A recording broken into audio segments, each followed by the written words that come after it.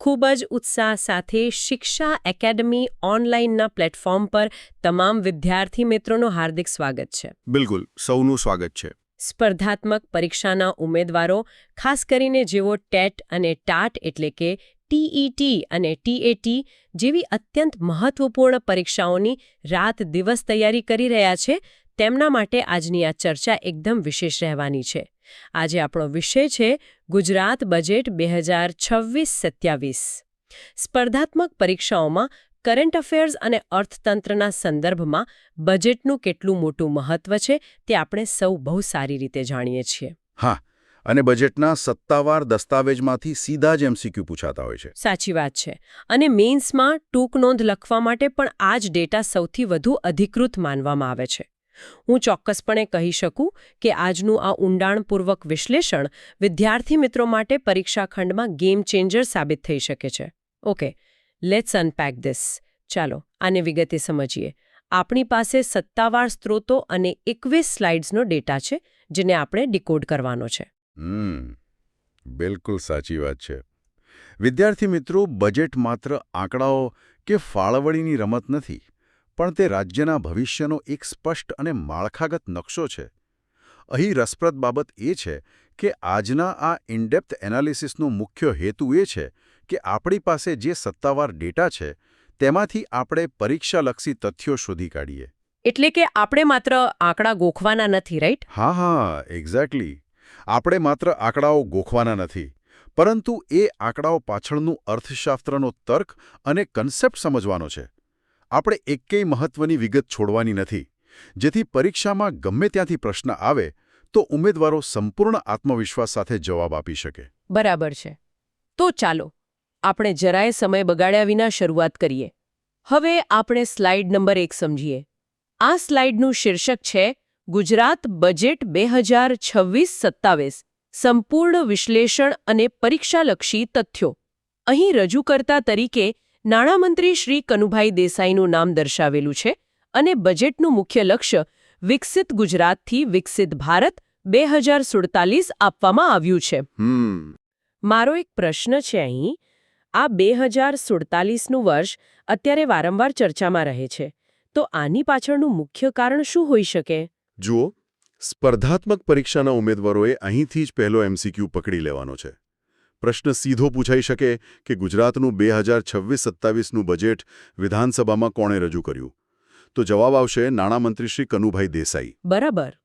અને પહેલો જે તમારો પ્રશ્ન હતો ને, 2047ના લક્ષ્યની વાત, તો આનો અર્થ એ થાય છે કે 2047માં જ્યારે ભારત પોતાની આઝાદીની શતાબ્દી એટલે કે પૂરા 100 વર્ષ પૂરા કરી રહ્યું હશે, ત્યારે દેશને એક સંપૂર્ણ વિકસિત રાષ્ટ્ર બનાવવા માટે ગુજરાત અત્યારથી જ પાયાનું યોગદાન આપી રહ્યું છે. એટલે આ માત્ર એક સ્લોગન નથી, પરંતુ આવનારા 2 દાયકાનું આખું વિઝન ડોક્યુમેન્ટ છે. અરે વાહ, ખરેખર આ એક બહુ મોટું વિઝન છે. હવે આપણે સ્લાઇડ નંબર 2 સમજીએ.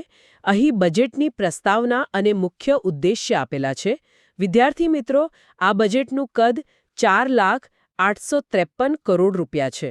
હા, નવો કન્સેપ્ટ આપવામાં આવ્યો છે, અર્નિંગ વેલ, લિવિંગ વેલ. આ કન્સેપ્ટ થોડો રસપ્રદ લાગે છે. એટલે કે માત્ર કમાણી જ નહીં, પણ સારું જીવન જીવવાની વાત છે. ચોક્કસ. આ 4,853 કરોડની રકમને પરીક્ષા માટે યાદ રાખવા એક નાનકડી ટ્રીક વાપરી શકાય. 4 લાખ કરોડનો આંકડો મગજમાં ફિટ કરી લેવો અને ઉપર માત્ર 853 યાદ રાખવા. આ બહુ સરસ ટ્રીક છે. હા, અને આ જે અર્નિંગ વેલ લિવિંગ વેલ કન્સેપ્ટ છે ને, એ બહુ ડીપ છે. અર્નિંગ વેલ એટલે રાજ્યના લોકોની માથાદીઠ આવક વધારવી, નવા ઉદ્યોગો લાવી રોજગારીની તકો ઊભી કરવી, પરંતુ માત્ર ખિસ્સામાં પૈસા હોય તે પૂરતું નથી. સાચી વાત છે, પૈસાથી બધું નથી મળતું. એક્ઝેક્ટલી. લિવિંગ વેલ એટલે નાગરિકોને શુદ્ધ હવા, સારું સ્વાસ્થ્ય, ઉચ્ચ કક્ષાનું શિક્ષણ અને વર્લ્ડ ક્લાસ આંતરમાળખાકીય સુવિધાઓ આપીને જીવન ધોરણ એટલે કે સ્ટેન્ડર્ડ ઓફ લિવિંગ ઊંચું લાવવું. મેન્સની પરીક્ષામાં જ્યારે ગુજરાતના વિકાસ મોડલ પર ટૂંકનોંધ લખવાની થાય, ત્યારે આ વાક્યનો ઉપયોગ કરવાથી જવાબ ખૂબ જ પ્રભાવશાળી અને આધુનિક બનશે. આર્થિક પાસાઓને સમજવા માટે આ બહુ સરસ ઉદાહરણ છે.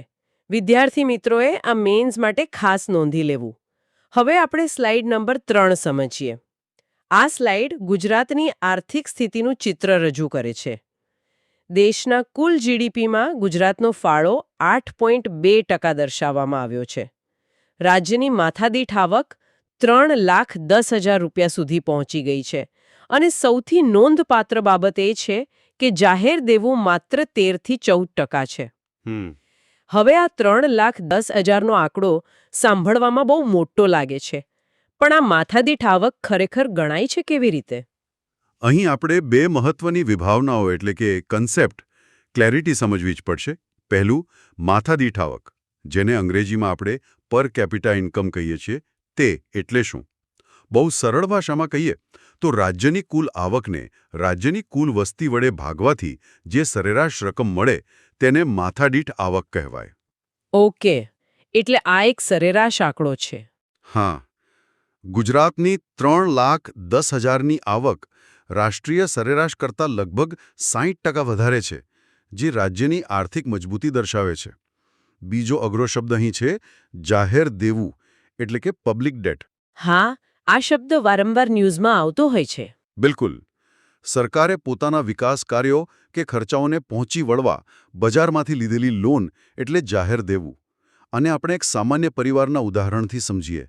ધારો કે એક ઘરની આવક 100 રૂપિયા છે અને તેમનું દેવું માત્ર 13 કે 14 રૂપિયા છે, તો તે ક્રેડિટ કાર્ડના જંગી દેવામાં ડૂબેલા પરિવાર કરતાં ખૂબ જ મજબૂત સ્થિતિમાં ગણાય. હા, 100માંથી 14 રૂપિયા દેવું એટલે બહુ નોર્મલ કહેવાય. સાચી વાત. અર્થશાસ્ત્રના નિયમ મુજબ રાજ્યનું દેવું તેના જીએસડીપીના 20%ની અંદર હોય તો તે અત્યંત આદર્શ માનવામાં આવે છે. ગુજરાતનું દેવું માત્ર 13-14% છે, જે ખરેખર શિસ્તબદ્ધ નાણાકીય વ્યવસ્થાપન દર્શાવે છે. એટલે કે ગુજરાતનું અર્થતંત્ર એકદમ સુરક્ષિત ઝોનમાં છે તેવું આપણે કહી શકીએ. હવે આપણે સ્લાઇડ નંબર 4 સમજીએ. આ સ્લાઇડમાં બજેટનો મુખ્ય આધાર દર્શાવવામાં આવ્યો છે, જે એક એક્રોનિમ એટલે કે ટૂંકાક્ષરી નામ છે. જ્ઞાન એટલે કે GYAN. આમાં G એટલે ગરીબ, Y એટલે યુવા, A એટલે અન્નદાતા એટલે કે ખેડૂત અને N એટલે નારી. આ 4 વર્ગો પર આખું બજેટ કેન્દ્રિત છે. હા, આ બહુ જ અગત્યનું છે. સ્પર્ધાત્મક પરીક્ષાના દૃષ્ટિકોણથી આ જ્ઞાનનું કન્સેપ્ટ અત્યંત મહત્વપૂર્ણ છે. મેઇન્સ અથવા ઇન્ટરવ્યૂમાં જ્યારે એવો એનાલિટિકલ પ્રશ્ન પૂછાય કે સરકારનું વર્તમાન આર્થિક ફોકસ કયા સામાજિક વર્ગો પર સૌથી વધુ છે, ત્યારે આનો ઉપયોગ રામબાણ ઇલાજની જેમ કરી શકાય. બિલકુલ. આ કોઈ સામાન્ય શબ્દ નથી, પણ સંપૂર્ણ બજેટની ફિલોસોફી છે. હું થોડા ઉદાહરણો આપું. જી એટલે ગરીબ માટે પાકા આવાસ અને મફત અનાજની યોજનાઓ છે. વાય એટલે યુવા માટે રોજગાર મેળા અને કૌશલ્ય વિકાસના કેન્દ્રો છે. એ એટલે અન્નદાતા માટે 0% વ્યાજે લોન અને કૃષિ સહાય છે. અને એન એટલે નારી માટે લખપતિ દીદી જેવી મહિલા સશક્તિકરણની યોજનાઓ છે. આ ચારેય સ્તંભો ભેગા મળીને સમાજનો સર્વાંગી વિકાસ કરે છે. બિલકુલ. આ જ્ઞાન શબ્દ તો વિદ્યાર્થી મિત્રોના મગજમાં છાપાઈ જવો જોઈએ. હવે આપણે સ્લાઇડ નંબર 5 સમજીએ. બજેટના પંચસ્તંભ અથવા અંગ્રેજીમાં કહીએ તો 5 પિલર્સ. આ 5 સ્તંભના નામ અહીં આપેલા છે. પહેલો સ્તંભ સામાજિક સુરક્ષા, બીજો માનવ સંસાધન વિકાસ, ત્રીજો આંતરમાળખાકીય સુવિધાઓ એટલે કે ઇન્ફ્રાસ્ટ્રક્ચર, ચોથો આર્થિક પ્રવૃત્તિઓનો વિકાસ અને પાંચમો ગ્રીન ગ્રોથ. આ 5 સ્તંભોને સમજવા માટે આપણે તેને એક મજબૂત બહુમાળી મકાનના પાયા સાથે સરખાવી શકીએ. જેમ પાયો મજબૂત અને સંતુલિત હોય તો જ ઇમારત વર્ષો સુધી અકબંધ ટકી રહે છે, તેમ આ બજેટ આ 5 પાયા પર ઊભું છે. એટલે એક બેલેન્સ જાળવવાની વાત છે, બરાબર? એક્ઝેક્ટલી. જો માત્ર ઉદ્યોગો જ વધે પણ ગરીબ વર્ગને સામાજિક સુરક્ષા ન મળે તો વિકાસ અધૂરો છે. શિક્ષણ અને આરોગ્ય થકી માનવ સંસાધનનો વિકાસ કરવો જરૂરી છે. રસ્તા અને પાણીનું ઇન્ફ્રાસ્ટ્રક્ચર બનાવવું પણ એટલું જ અગત્યનું છે. અને સૌથી છેલ્લે પર્યાવરણને નુકસાન પહોંચાડ્યા વિના રિન્યુએબલ એનર્જી સાથે ગ્રીન ગ્રોથ હાંસલ કરવો. આ રીતે એક સંપૂર્ણ સંતુલન એટલે કે બેલેન્સ સાધવાનો પ્રયાસ આ બજેટમાં કરવામાં આવ્યો છે. આ સંતુલન ખરેખર ખૂબ જ જરૂરી છે. હવે આપણે સ્લાઇડ નંબર 6 સમજીએ. પોલિસી ડ્રિવન સ્ટેટ અને ટેકનોલોજી. અહીં નવી Gujarat space tech policy, green hydrogen અને સેમિકન્ડક્ટર પોલિસીની વાત છે. એઆઈ એટલે કે આર્ટિફિશિયલ ઇન્ટેલિજન્સ પર વિશેષ ફોકસ જોવા મળે છે.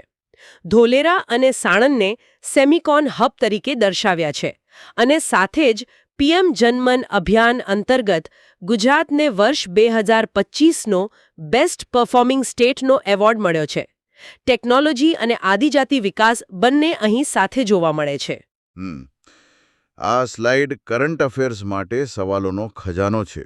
ધોલેરા અને સાણંદ આજે માત્ર ગુજરાત નહીં પણ સમગ્ર ભારતના અને કદાચ આવનારા સમયમાં એશિયાના સેમિકન્ડક્ટર હબ તરીકે વિકસી રહ્યા છે. આ ભવિષ્યની ટેકનોલોજી છે. બિલકુલ, આપણે આ વિશે ઘણું વાંચીએ છીએ. અને આ એવોર્ડ વિશે શું કહેશો? હા, અહીંથી બીજો એક મોટો એમસીક્યુ સીધો નીકળે છે. 2025માં પીએમ જનમન અભિયાન અંતર્ગત કયા રાજ્યને બેસ્ટ પરફોર્મિંગ સ્ટેટનો રાષ્ટ્રીય એવોર્ડ મળ્યો? જવાબ છે ગુજરાત. વિદ્યાર્થી મિત્રો, સમજવું પડશે કે આ પીએમ જનમન યોજના શું છે. હા, આનું પૂરું નામ પણ પરીક્ષામાં પૂછાઈ શકે. ચોક્કસ. આ ખાસ કરીને અતિ નબળા આદિજાતિ જૂથો કે જેને આપણે પીવીટીજી કહીએ છીએ, એટલે કે પર્ટિક્યુલરલી વલ્નરેબલ ટ્રાઇબલ ગ્રુપ્સ, તેમના સર્વાંગી વિકાસ માટેની કેન્દ્ર સરકારની યોજના છે અને તેમાં ગુજરાતે શ્રેષ્ઠ કામગીરી કરી બતાવી છે. શિક્ષણ વિભાગ માટેની આ સ્લાઇડ ટેટ અને ટાટની પરીક્ષા આપતા ઉમેદવારો માટે સીધી રીતે જોડાયેલી છે અને બહુ જ અગત્યની છે. સરકારે શિક્ષણ પાછળ 63,184 કરોડ રૂપિયાની જંગી જોગવાઈ કરી છે. મિશન સ્કૂલ્સ ઓફ એક્સલન્સ માટે 3,055 કરોડ ફાળવાયા છે. સૌથી મોટી ફાળવણી છે આ. હા, અને સાથે નમો લક્ષ્મી યોજના, જે ધોરણ 9થી 12ની વિદ્યાર્થીનીઓ માટે છે, તેના માટે 1,250 કરોડ. નમો સરસ્વતી યોજના, જે વિજ્ઞાન પ્રવાહ માટે છે, તેના માટે 250 કરોડ. અને ગાંધીનગરમાં નમો સેન્ટ્રલ લાઇબ્રેરી માટે 100 કરોડની ફાળવણી છે.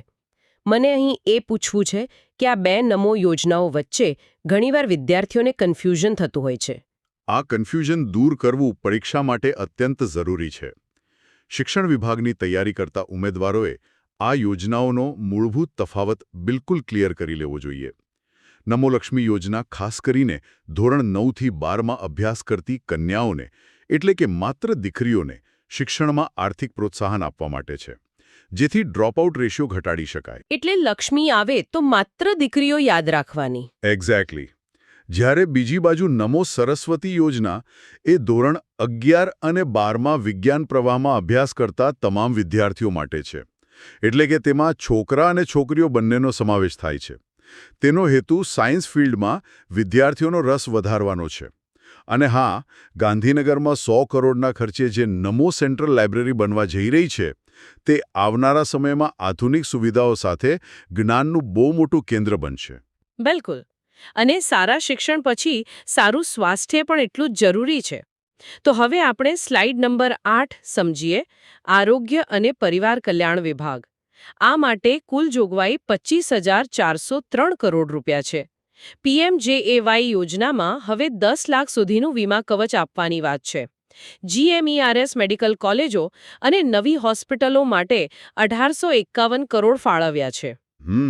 રાજકોટમાં નવી પીડિયાટ્રિક હોસ્પિટલ બનશે, સગર્ભા માતાઓ માટે પૂરક પોષણ યોજના અને 154 ધન્વંતરી રથ ચાલી રહ્યા છે, તેમાં 50 નવા રથનો વધારો કરાયો છે.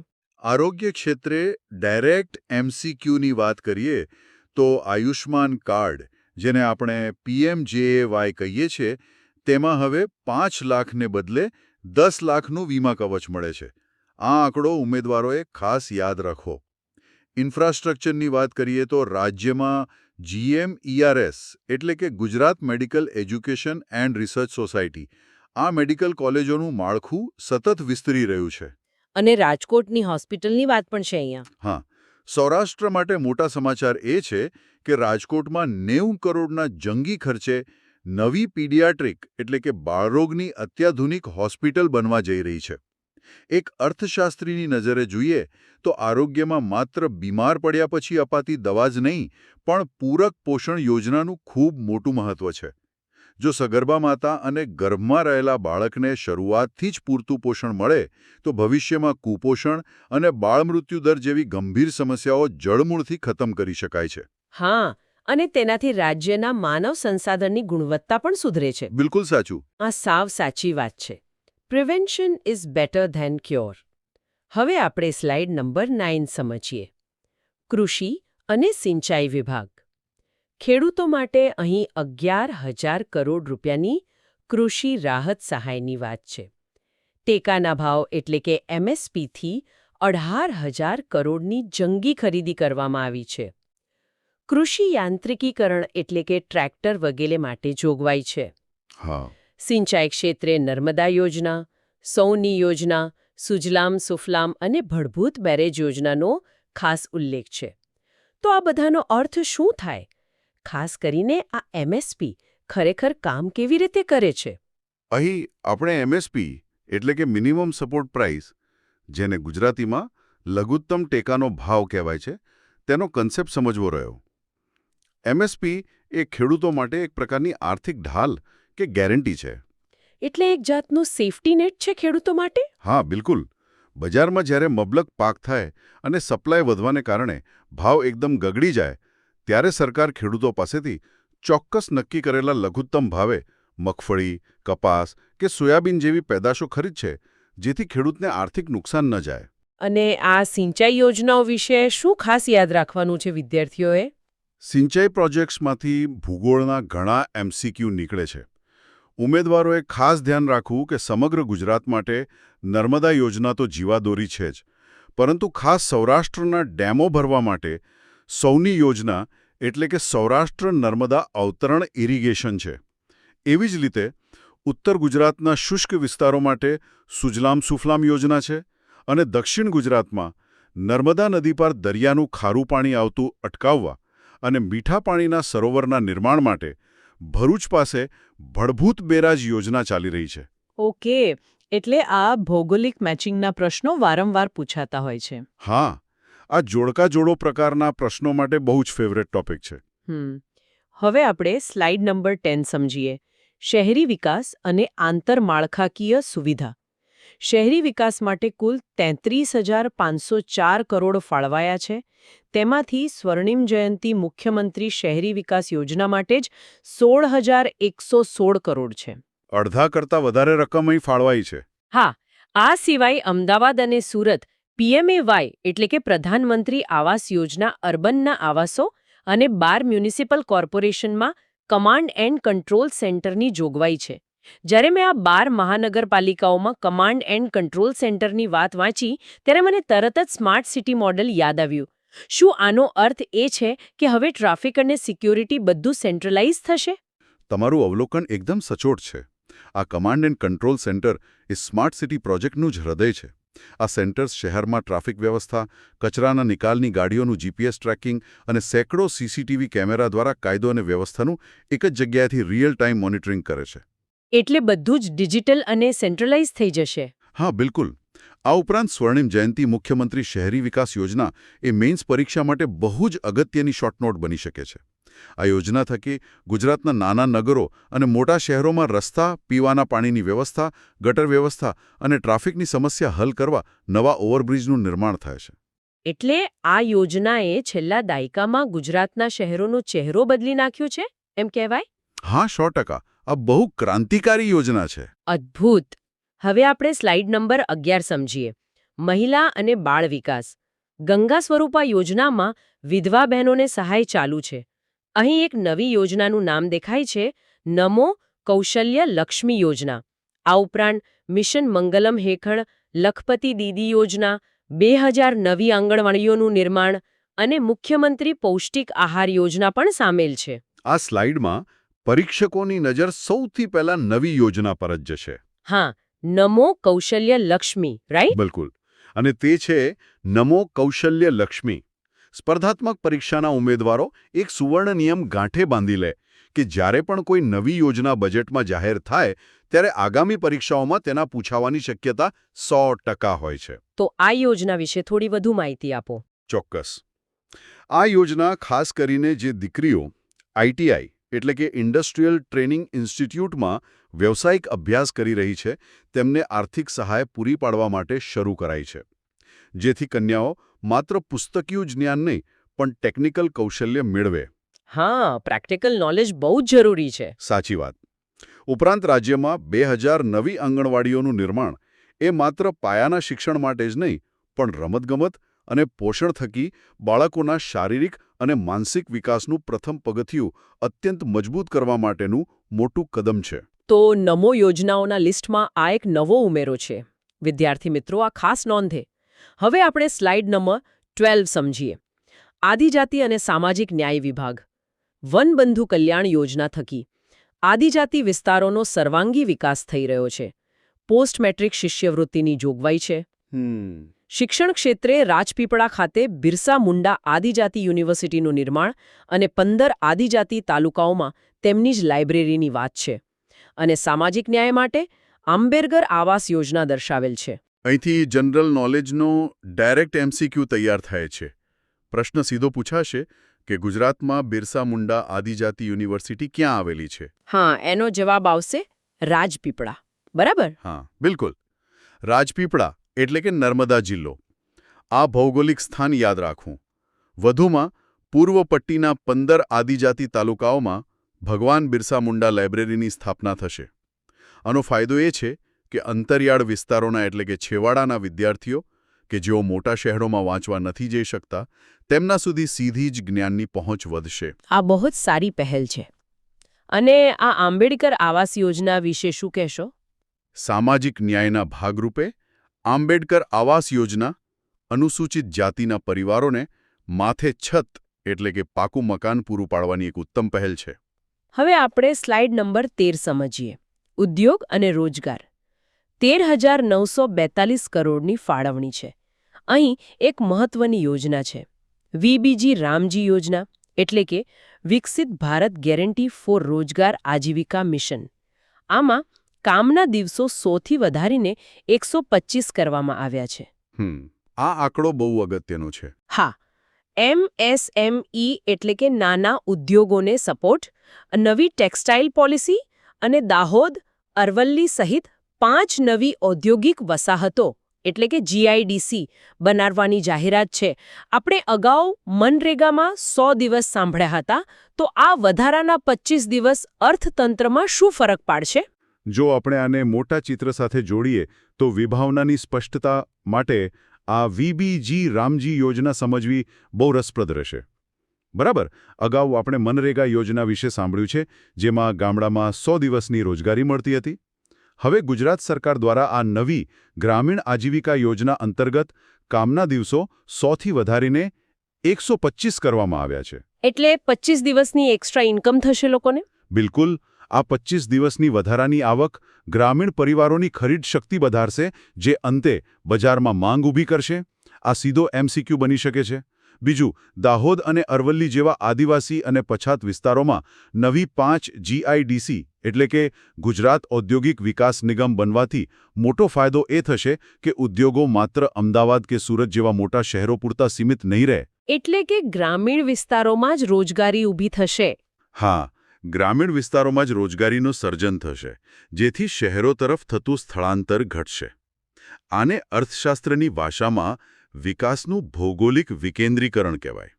આ વિકેન્દ્રીકરણ લાંબા ગાળે ઘણું ફાયદાકારક રહેશે. હવે આપણે સ્લાઇડ નંબર 14 સમજીએ. ઉર્જા અને ગ્રીન ગ્રોથ. મહી નદી પર કણાણા ડેમમાં ફ્લોટિંગ સોલાર પ્રોજેક્ટ બનશે. વાયર ફ્રી સિટી અંતર્ગત શહેરોમાં અંડરગ્રાઉન્ડ વાયરિંગ થશે. રાજ્યના 4 ઝોનમાં બાયો CNG પ્લાન્ટ નખાશે.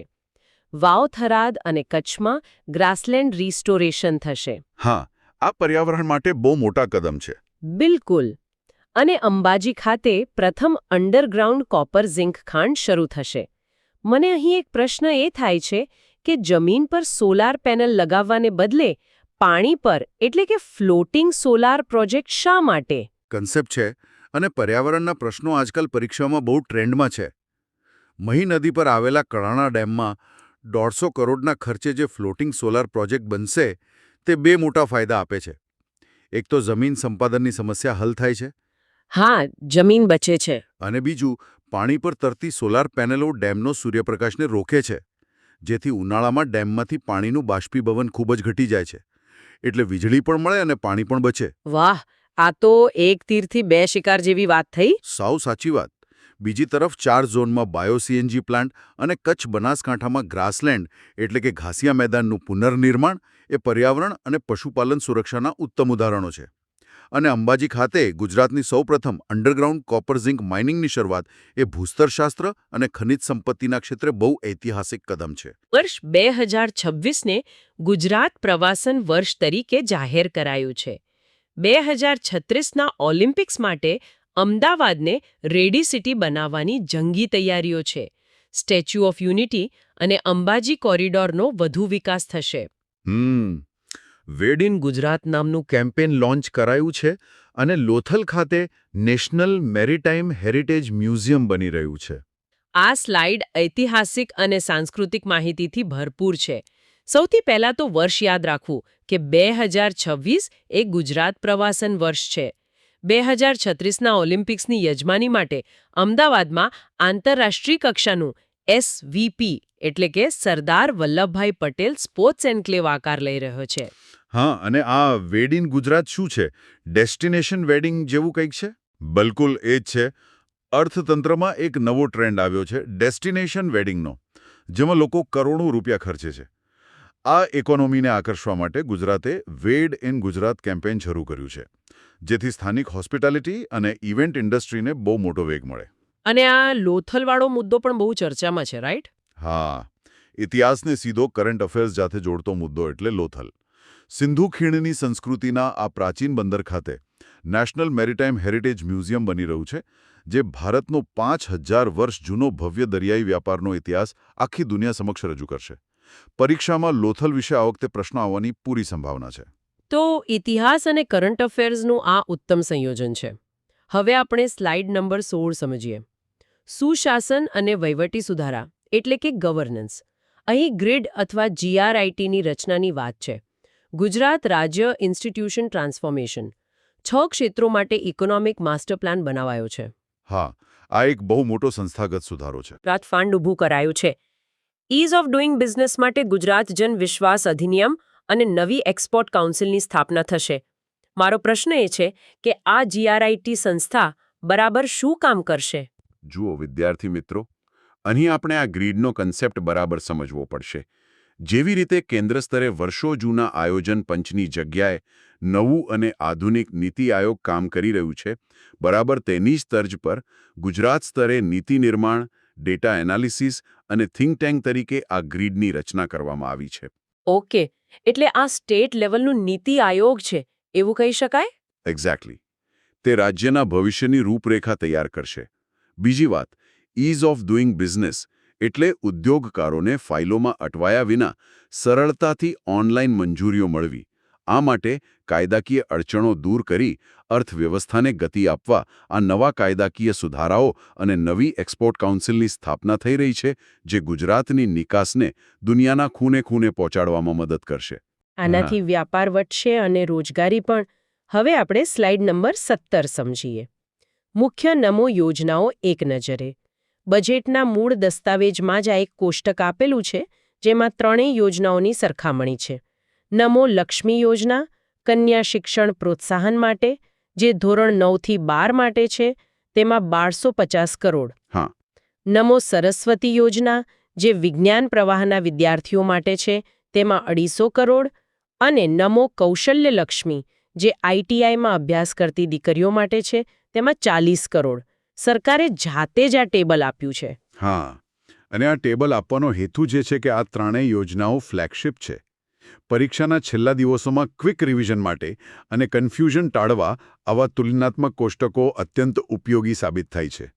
ફરી રિપીટ કરી દઉં, કેમ કે આમાંથી સીધા જોડકા-જોડોના પ્રશ્નો બની શકે છે. હા, એકવાર રિવાઇઝ કરાવી દો. લક્ષ્મી આવે એટલે 9 થી 12ની કન્યાઓ યાદ રાખવી. સરસ્વતી આવે એટલે સાયન્સના તમામ વિદ્યાર્થીઓ યાદ રાખવા. અને કૌશલ્ય લક્ષ્મી આવે એટલે ITIની ટેકનિકલ શિક્ષણ લેતી દીકરીઓ યાદ રાખવી. રકમ કરતાં પણ યોજનાનો મૂળ ઉદ્દેશ્ય અને લાભાર્થી વર્ગ વધુ અગત્યનો છે. આ ક્લેરિટી બહુ કામ લાગશે. હવે આપણે સ્લાઇડ નંબર 18 સમજીએ. અંદાજપત્રની વિશેષતાઓ અને પડકારો. ફાયદાઓમાં દર્શાવ્યું છે કે મૂડી ખર્ચ એટલે કે કેપિટલ એક્સપેન્ડિચર પર વિશેષ ભાર છે. ફિસ્કલ ડેફિસિટ અને જાહેર દેવું સંપૂર્ણ નિયંત્રણમાં છે. તમામ વર્ગો એટલે કે જ્ઞાનનો સંતુલિત સમાવેશ છે અને AI તથા સેમિકન્ડક્ટર જેવા ભવિષ્યલક્ષી વિષયો પર ફોકસ છે. આ બજેટનું મહત્વ એ છે કે તે 2047 માટેનો સ્પષ્ટ રોડ મેપ છે. પણ મારે આ બે ટેકનિકલ શબ્દો વિશે જાણવું છે. મૂડી ખર્ચ અને ફિસ્કલ ડેફિસિટ, આ બંને શું છે? ચોક્કસ. અર્થશાસ્ત્રના આ બે અઘરા અને પારિભાષિક શબ્દોને આપણે રોજબરોજના સરળ ઉદાહરણથી સમજીએ. પહેલું છે મૂડી ખર્ચ અથવા કેપિટલ એક્સપેન્ડિચર. સરકાર સામાન્ય રીતે બે પ્રકારના ખર્ચ કરે છે, મહેસૂલી અને મૂડી. એટલે મહેસૂલી ખર્ચ એટલે ડે ટુ ડે ખર્ચો, રાઈટ? હા, મહેસૂલી ખર્ચ એટલે સરકારી કર્મચારીઓના પગાર, ભથ્થા અને પેન્શન ચૂકવવા. આ જરૂરી છે, પણ તેમાંથી રાજ્ય માટે કોઈ નવી સંપત્તિ નથી બનતી. જેમ કે કોઈ ભાડાના મકાનમાં રહેતું હોય અને દર મહિને ભાડું ચૂકવે. એટલે ભાડું આપવાથી મકાન પોતાનું નથી થઈ જતું. એક્ઝેક્ટલી. જ્યારે મૂડી ખર્ચ એટલે એવો ખર્ચ જેમાંથી રાજ્ય માટે નવી ભૌતિક સંપત્તિ ઊભી થાય, જેમ કે પોતાનું નવું ઘર બનાવવું. આમાં નવા ડેમ, હાઈવે, નવી હોસ્પિટલો કે યુનિવર્સિટીઓ બનાવવાનો સમાવેશ થાય છે, જે ભવિષ્યમાં પણ રિટર્ન આપે છે. આ બજેટમાં આ મૂડી ખર્ચ પર ખૂબ મોટો ભાર મુકાયો છે, જે અર્થતંત્ર માટે બહુ જ સારી નિશાની છે. અને આ ફિસ્કલ ડેફિસિટ એટલે શું? બીજો શબ્દ છે ફિસ્કલ ડેફિસિટ, એટલે કે રાજકોષીય ખાધ. સરકારની કુલ આવક કરતાં જ્યારે વિકાસના કામો માટે કુલ ખર્ચ વધી જાય, ત્યારે જે નાણાકીય તફાવત આવે તેને ફિસ્કલ ડેફિસિટ કહેવાય. ગુજરાતમાં આ ખાધ નિર્ધારિત મર્યાદામાં હોવાથી અર્થતંત્ર રોબસ્ટ અને મજબૂત છે, તેવું આપણે મેન્સની પરીક્ષામાં ડેટા સાથે લખી શકીએ. આ ઉદાહરણથી કન્સેપ્ટ એકદમ મગજમાં બેસી ગયો. હવે આપણે સ્લાઇડ નંબર 19 સમજીએ. પરીક્ષાલક્ષી મહત્વના તથ્યો ભાગ 1. અહીં વન લાઇનર ફેક્ટ્સ છે. કોમનવેલ્થ ગેમ્સ 2030ની યજમાની માટેની તૈયારીઓ. 2463 નવી બસો મૂકાશે, જેમાં 580 ઇલેક્ટ્રિક બસો હશે. હા, આ ઇલેક્ટ્રિક બસો પર્યાવરણ માટે સારી છે. બિલકુલ. 5 નવા સેટેલાઇટ ટાઉન્સ જેમ કે કલોલ, સાણંદ, સાવલી, બારડોલી અને હીરાસરનો વિકાસ. ગાંધીનગરમાં નમો સેન્ટ્રલ લાઇબ્રેરી અને આયુષ્માન કાર્ડની 10 લાખની મર્યાદા. આ સેટેલાઇટ ટાઉન્સ એક્ઝેક્ટલી શું હોય છે? આ સ્લાઇડમાંથી 5 નવા સેટેલાઇટ ટાઉન્સના નામ અને કન્સેપ્ટ ખાસ સમજવા જેવા છે. સેટેલાઇટ ટાઉન્સ એટલે મોટા મહાનગરોની બરાબર આસપાસ વિકસાવાતા નવા નાના અને આધુનિક શહેરો, જેથી ભવિષ્યમાં મુખ્ય મેટ્રો સિટી પર વસ્તી, ટ્રાફિક અને ઇન્ફ્રાસ્ટ્રક્ચરનું ભારણ ઘટે. ઓકે, એટલે કે શહેરની વસ્તી બહારના વિસ્તારોમાં શિફ્ટ થાય. હા, દાખલા તરીકે અમદાવાદ અને ગાંધીનગર જેવા મોટા શહેરો પાસે કલોલ અને સાણંદને ડેવલપ કરાશે. વડોદરા પાસે સાવલી, સુરત પાસે બારડોલી અને રાજકોટ પાસે જ્યાં નવું ઇન્ટરનેશનલ એરપોર્ટ બન્યું છે, ત્યાં હીરાસરને સેટેલાઇટ ટાઉન તરીકે વિકસાવાશે. ઉમેદવારો આ શહેરોના નામ ભૂગોળના પ્રશ્નો માટે યાદ રાખે. અને પેલી લાઇબ્રેરીની વાત પણ છે ને? હા, ગાંધીનગરની નમો સેન્ટ્રલ લાઇબ્રેરી માત્ર ગુજરાતની જ નહીં પણ દેશની સૌથી મોટી લાઇબ્રેરી બનવા જઈ રહી છે. આ ઐતિહાસિક વિગત પર પણ ઉમેદવારોએ ખાસ ભાર મૂકવો. એનો અર્થ એ કે વિકાસ હવે માત્ર મોટા શહેરો પૂરતો સીમિત નથી રહ્યો. હવે આપણે સ્લાઇડ નંબર 20 સમજીએ. પરીક્ષાલક્ષી મહત્વના તથ્યો ભાગ 2.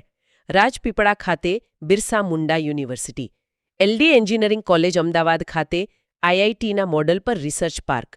રાષ્ટ્રના નિકાસમાં ગુજરાતનો ફાળો 26%થી વધુ છે.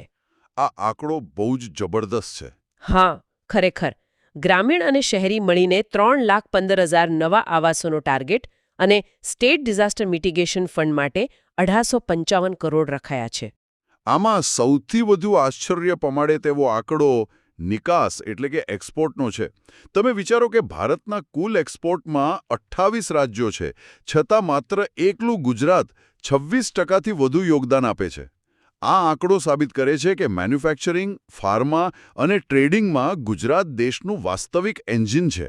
હા, આપણે મેન્યુફેક્ચરિંગ હબ છીએ. અને આ રિસર્ચ પાર્કનું શું મહત્વ છે? શિક્ષણમાં રિસર્ચ એન્ડ ડેવલપમેન્ટ એટલે કે R&D પર પણ સરકારનું ઘણું ફોકસ જોવા મળે છે.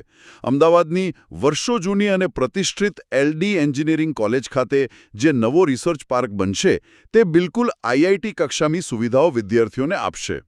અને અંતે આબોહવા પરિવર્તન અને કુદરતી આપત્તિઓ સમયે તાત્કાલિક રાહત અને બચાવ કાર્ય માટે 1855 કરોડનું ડિઝાસ્ટર મિટિગેશન ફંડ અનામત રાખવામાં આવ્યું છે, જે વહીવટીતંત્રની પૂર્વ તૈયારી દર્શાવે છે. હવે આપણે સ્લાઇડ નંબર 21 સમજીએ, જે આપણી છેલ્લી સ્લાઇડ છે.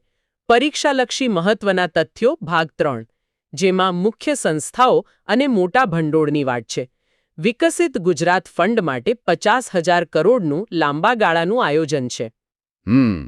નીતિ આયોગની તર્જ પર ગ્રીડનું ગઠન, ફિનટેક હબ તરીકે ગિફ્ટ સિટીનો વ્યાપ, સેમિકોન સિટી તરીકે ધોલેરા SIR અને મહત્વના ઔદ્યોગિક સ્થળોને જોડતો નવો હાઈ-સ્પીડ પ્રોજેક્ટ નમો શક્તિ એક્સપ્રેસવે.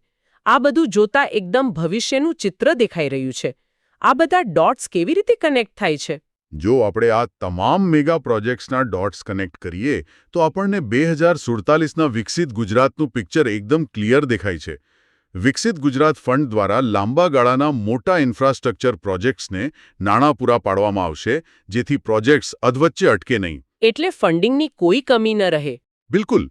ગાંધીનગર પાસેનું ગિફ્ટ સિટી આજે માત્ર દેશનું નહીં પણ આંતરરાષ્ટ્રીય ફાઇનાન્શિયલ અને ટેકનોલોજી સેન્ટર તરીકે ઉભરી રહ્યું છે. જ્યારે ધોલેરા SIR માત્ર ભારત નહીં પણ વૈશ્વિક સ્તરે મુખ્ય સેમિકન્ડક્ટર અને ઇલેક્ટ્રોનિક્સ મેન્યુફેક્ચરિંગ હબ તરીકે વિકસી રહ્યું છે. અને આ એક્સપ્રેસવે આ બધાને જોડશે ને? હા, અને આ બધા જ કેન્દ્રો વચ્ચે માલસામાનની ઝડપી હેરફેર માટે નમો શક્તિ એક્સપ્રેસવે રાજ્યના વિવિધ આર્થિક કેન્દ્રો વચ્ચે હાઈ સ્પીડ કનેક્ટિવિટી પૂરી પાડશે. આ તમામ ભવિષ્યલક્ષી પ્રયાસો ગુજરાતના અર્થતંત્રને ગ્લોબલ મેપ પર નેક્સ્ટ લેવલ પર લઈ જશે. આ સાથે આપણું સ્લાઇડ બાય સ્લાઇડ તથ્યોનું વિશ્લેષણ પૂરું થાય છે. સાચી વાત છે. આપણે આર્ટિફિશિયલ ઇન્ટેલિજન્સ, ધોલેરાના semiconductor hub, space tech policy અને ગિફ્ટ સિટી જેવા અત્યાધુનિક વિષયો પર ઊંડાણપૂર્વક ચર્ચા કરી. પરંતુ અહીં એક વિચારવા જેવી અને મનોમંથન કરવા જેવી બાબત એ છે કે જ્યારે આ હાઈ એન્ડ ટેકનોલોજી અને AIના ફાયદા ગુજરાતના છેવાડાના ગામડાના સામાન્ય ખેડૂત કે નાના અને મધ્યમ ઉદ્યોગકારના હાથમાં પહોંચશે, ત્યારે આગામી 10 કે 15 વર્ષમાં ગુજરાતની ગ્રામીણ અર્થવ્યવસ્થાનું વાસ્તવિક ચિત્ર કેવું હશે? શું આ ઓટોમેશન અને સ્માર્ટ ટેકનોલોજી રોજગારીની આપણી પરંપરાગત વ્યાખ્યાઓને સંપૂર્ણપણે બદલી નાખશે?